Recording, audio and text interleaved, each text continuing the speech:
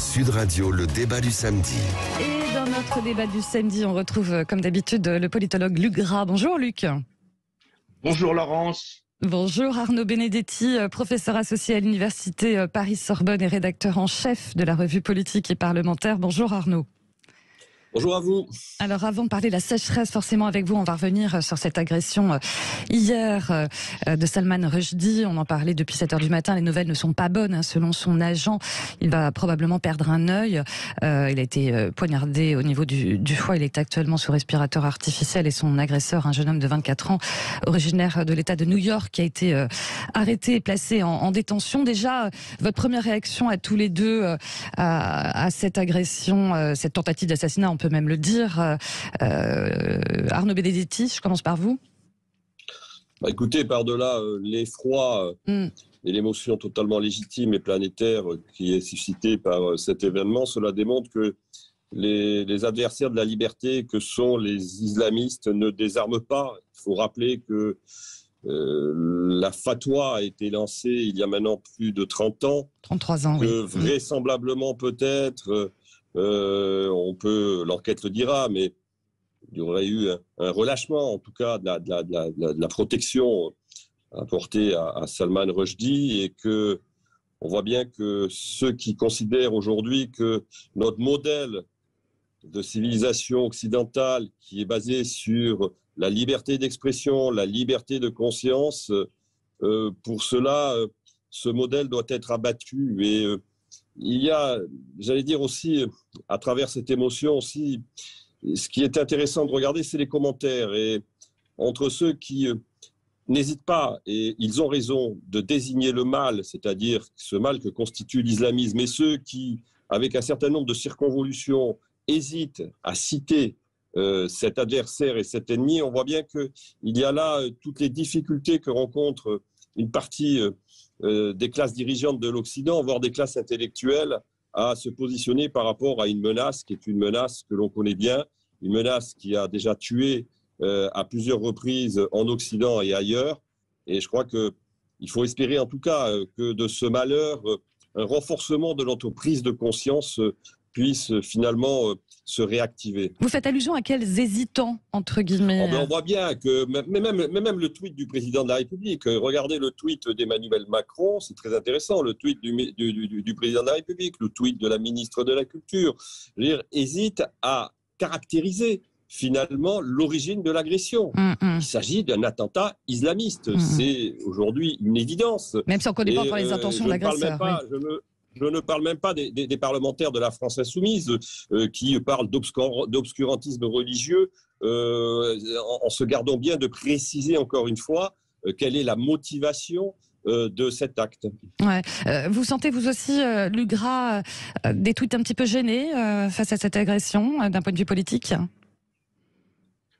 C'est pas ce qui m'a frappé le plus. Moi, dans cet acte-là, c'est une catastrophe humaine en réalité. C'est, comme le disait Arnaud, c'est une remise de conscience et c'est ça qui est intéressant. C'est une remise complètement à l'envers de l'humanité, qu'on avait la conscience humaine. C'est-à-dire qu'aujourd'hui, au nom d'une prétendue religion, on pourrait tuer un humain, mais c'est complètement contradictoire avec l'idée d'un Dieu tout puissant qui serait respectueux de sa créature. Donc ça, c'est complètement à côté. Sur les commentaires, je suis assez d'accord sur l'idée que certains sont gênés, mais ça va très loin. La source en est que, en réalité, vous savez, dans la nature, le vide est toujours occupé. Et donc, à partir du moment où nous, dans nos fondamentaux, de nos convictions, et en particulier sur cette conscience humaine, on n'est pas très à l'aise, on préfère parler de wokisme, de ceci, de cela, de IES, etc.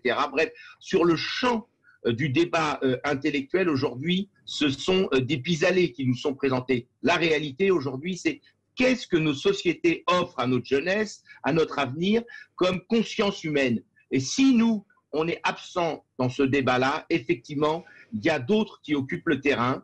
Et à partir de là, eh bien, l'humain étant remis en cause, on peut assassiner. Voilà, moi, ce qui me frappe dans l'événement. Et bien sûr, on souhaite que Salman Rushdie puisse s'en sortir, mais c'est vrai que c'est très grave. Je ne sais pas si vous avez regardé les réactions des médias iraniens. Alors eux, pour le coup, il n'y a pas de mal à l'aise. Il n'y a pas de malaise.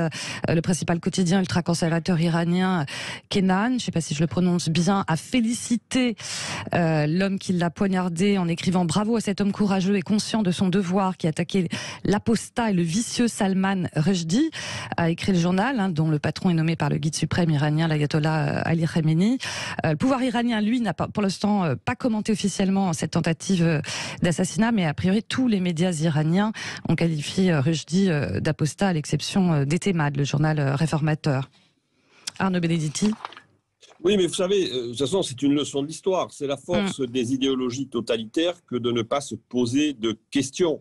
Et on l'a vécu par le passé avec d'autres formes idéologiques et on est en train de le revivre aujourd'hui avec cette idéologie tout à fait spécifique que constitue l'islamisme. La réalité, c'est que, et je lisais il y a moins d'une semaine une interview donnée par le grand écrivain algérien Boualem Sansal dans Atlanticos, c'est que c'est encore une fois ces ennemis de la démocratie, ces ennemis de la liberté que constituent les islamistes, ils ne se posent pas de questions en la matière. C'est-à-dire qu'ils sont dans un combat qui vise à éliminer, éradiquer les adversaires que nous sommes à leurs yeux. Et encore une fois, ce qui est très frappant dans ce drame, c'est qu'ils ont depuis très longtemps condamné à mort Salman Rushdie, depuis 33 ans. Ouais. On aurait pu penser que 33 ans après, finalement, la menace s'était éloignée. Elle ne s'est pas éloignée. C'est ce qui s'était passé aussi, il faut le rappeler, en 2014 avec les attentats, ou en 2015 avec les attentats contre Charlie Hebdo. Oui. Donc on est sur du temps long. Nos adversaires, d'une certaine manière, utilisent le temps long pour nous miner, à la fois pour nous miner par des actes de violence, et puis pour nous miner aussi par une subversion de nos sociétés. On le voit, j'allais le dire, malheureusement, très souvent au quotidien. Ouais. Salman Rushdie déclarait à Marianne en 2012 « Nous sommes menacés par le renoncement », estimant que le chantage à l'islamophobie empêchait toute discussion sur l'islam, et en disant que quelque part l'Occident avait peur. Il y a un renoncement pour vous de discussion, Luc Gras et après Arnaud Benedetti? Il y a incontestablement un renoncement au dialogue, évidemment. On vit un grand retour en arrière. Regardez l'histoire des religions. Au départ, c'était tu me prends quelque chose, je te tue. Ensuite, il y a eu la loi du talion qui a été plus ou moins bien interprétée, mais qui était de dire quand on vous tape sur la joue gauche, vous en remettez une sur la joue droite. Puis le christianisme est arrivé en disant si on te tape, tu tends la joue. Hein, donc il y avait une évolution vers une humanité en réalité. Et aujourd'hui, c'est un immense retour en arrière. Donc, qu'est-ce qu'il nous propose là, l'assassin, on peut l'appeler comme ça, de Rushdie? Qu'est-ce qu'il nous propose? C'est-à-dire qu'on se frappe, on fait la guerre, et puis c'est la guerre, quoi. Et puis voilà, et on va où comme ça? Donc, on perd en qualité d'humanité. C'est vraiment très dommage, surtout que si on parle de l'Iran, c'est quand même la culture perse, c'est tout sauf ça, c'est-à-dire c'est une immense culture, et donc on vit actuellement un grand retour en arrière. Il faut dialoguer, mais pour dialoguer, encore faut-il être deux, et c'est vrai qu'aujourd'hui, on sent bien que des États même propose la violence comme solution. La violence n'est jamais une solution. Il faut revenir à une meilleure conscience humaine. Et pour ça, c'est vraiment les citoyens de tous les pays du monde. Et en Iran, Dieu sait s'ils sont nombreux ceux qui ne souhaitent pas prendre la voie de la violence. Il faut absolument se mobiliser parce que sinon, on va où? On va dans le mur. Dernière réaction rapide. Renoncement par peur d'être taxé d'islamophobe, comme le disait Salman Rushdie. Arnaud Benedetti. Je ne sais pas s'il y a un renoncement. Je crois que d'abord, la façon dont les différentes sociétés réagissent et différents États occidentaux réagissent est assez diversifiée.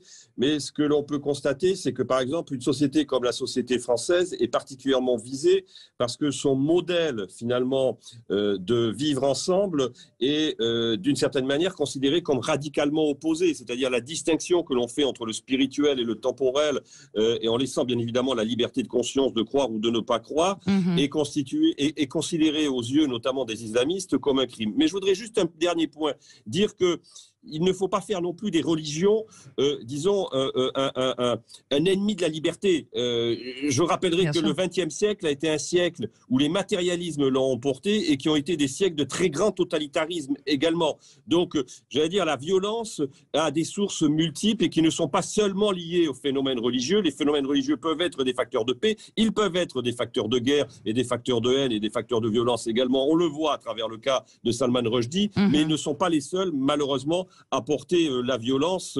Et encore une fois, les expériences historiques passées l'ont démontré. Arnaud Benedetti, Luc Gras, on se retrouve dans quelques instants pour poursuivre notre débat et on passera à un autre sujet forcément d'actu face à la sécheresse. Est-ce qu'il faut ou pas mettre en place une tarification progressive de l'eau? Bien sûr, vous continuez aussi à voter sur Twitter, Sud Radio, il est 9h18. Sud Radio. Parlons vrai. Sud Radio. Sud Radio. Parlons vrai. Parlons vrai. Parlons vrai. Sud Radio, le débat du samedi. Allez, à 9h20, c'est la suite de notre débat avec le politologue Luc Gras et Arnaud Benedetti, professeur associé à l'université Paris-Sorbonne et rédacteur en chef de la revue Politique et Parlementaire. Autour de cette autre question qu'on a posée sur Twitter à nos auditeurs, est-ce que vous êtes favorable à une tarification progressive de l'eau, forcément face au dérèglement climatique et à la sécheresse? Autrement dit, plus on consomme, plus ça coûte cher. C'est en tout cas la proposition d'Éric Piolle, le maire écologiste de Grenoble. Étonnamment, nos auditeurs à 80% ne sont pas pour cette tarification progressive. Quel est votre avis à vous? Qu'est-ce que vous pensez de cette proposition d'Éric Piolle, Arnaud Benedetti? Alors écoutez, déjà, constat, la loi depuis 2010 et 2013 permet aux communes de pouvoir moduler leurs tarifs. Mais finalement, très peu de communes se sont saisies de ce dispositif. Il y a eu une mission flash récemment au Parlement, en février, qui elle aussi préconise la mise en place de cette tarification progressive. Alors, il y a des expériences qui ont été conduites, je pense notamment à Dunkerque. J'ai vu que la ville de Dunkerque avait mis en place la tarification progressive. Qu'est-ce que l'on constate? Eh bien, on constate très clairement, parmi les plus gros consommateurs, ceux qui utilisent ce que la mission Flash, notamment, dont j'ai parlé, parle d'eau de confort, diminuent leur consommation. Ceux qui sont de moins gros consommateurs, souvent parfois les ménages modestes, disons, vont renforcer leur consommation. Clairement, en tout cas, ce qui est clair, c'est que la tarification progressive permet un usage manifestement plus modéré de la consommation d'eau. Faut-il en venir à ces mesures? Peut-être, au regard de la situation. Ceci dit, ça nécessitera quand même un accompagnement, c'est-à-dire un accompagnement économique, notamment, je pense, pour les familles nombreuses, et les familles nombreuses les plus modestes, parce que là, en l'occurrence, la tarification progressive pourrait être, pour ces dernières, un handicap important, j'allais dire, dans leur vie quotidienne. Oui, tout à fait. D'ailleurs, c'est l'objet de pas mal de messages de nos auditeurs, cette inquiétude-là, effectivement, accompagnement. Gros consommateurs, c'est pas forcément les industriels, mais voilà, effectivement, les familles nombreuses. Qu'est-ce que vous en pensez, vous, de cette proposition de tarification progressive de l'eau, Luc Gras?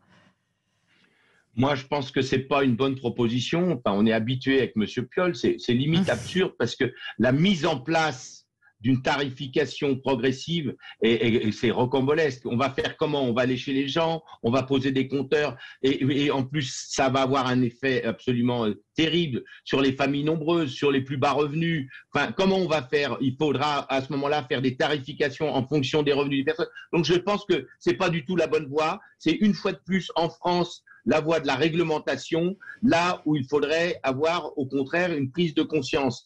En réalité, le vrai débat derrière, il est bien celui du réchauffement climatique, il est bien celui donc de l'avenir de notre planète. Une fois de plus, vous voyez, c'est un exemple type, on le voit. En France, les vrais débats sont évacués du champ public pour aller sur des mesures qui sont a posteriori, quand on est face à un problème, on réglemente. Ça ne marche pas comme ça, une société. Une société, c'est d'abord une conscience qui se met en mouvement et c'est des solutions qui sont acceptables par tous. Ici, là, c'est encore une machine, une boîte de Pandore, une tarification progressive. Ça me paraît impossible à appliquer. C'est bien la raison pour laquelle, évidemment, les communes, comme l'a rappelé Arnaud, ne peuvent pas y recourir. C'est bien trop compliqué à mettre en place. Eh bien, écoutez, je vais vous proposer d'écouter ce qu'en pense Agnès Ducharme, qu'on a invitée tout à l'heure à 8h. Elle est directrice de recherche au CNRS et spécialiste du cycle de l'eau. Alors, on va voir ce qu'elle pense de cette proposition. Moi, j'y suis plutôt favorable en fait parce que on voit dans une année comme cette année qui va battre tous les records que tous les efforts de gestion ne suffisent pas finalement. Et comme cette eau est précieuse, pour empêcher justement que certains se l'accaparent au-delà des besoins les plus courants, on va dire, il me semble que c'est en tarifant fortement les usages les plus importants en volume qu'on permet à tous d'avoir accès à de l'eau et pour le coup qui peut être très peu cher pour les premiers mètres cubes. Pour les premiers mètres cubes. Bon, elle n'est pas totalement de vos avis à vous, hein, Arnaud Benedetti et Luc Gras. Est-ce que vous... Arnaud Benedetti ? Enfin, moi, je suis plus partagé, c'est-à-dire que je ne suis pas fondamentalement hostile à une réflexion sur la tarification. La preuve, elle existe au Parlement en la matière. Ce qu'il faut quand même noter, c'est que c'est en France que la consommation d'eau coûte le moins. En tout cas, parmi les différents pays européens, ça c'est une réalité. Mais il y a un autre sujet aussi qu'il faudrait peut-être aborder, parce qu'on sait très bien qu'aujourd'hui, on a un vrai problème de maintenance du réseau de distribution d'eau, avec des pertes qui sont considérables. Ouais. On parle de 20% en la matière. Donc, déjà, peut-être, plutôt que de proposer de ponctionner encore une fois le consommateur, comme on le fait quand même très souvent en France, peut-être déjà réfléchir à la façon dont on peut quand même améliorer la maintenance de notre réseau afin de pouvoir avoir un réseau qui évite un certain nombre aussi de gaspillage. Dans certaines régions, c'est près de 50% de pertes. Il faut le signaler. Ouais. Réflexion sur le long terme.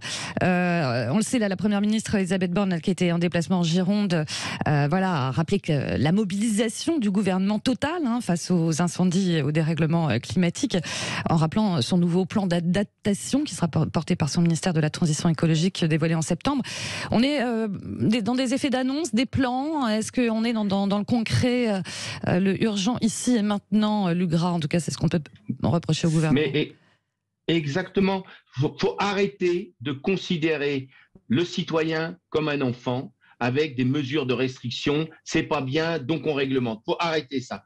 Moi, je ne crois pas à l'écologie punitive. Je crois à l'écologie exemplaire. Oui, on peut arriver à améliorer les choses à partir du moment où on mobilise les citoyens dans ce sens-là. Si on continue à prendre les citoyens pour des enfants, ça ne peut pas marcher.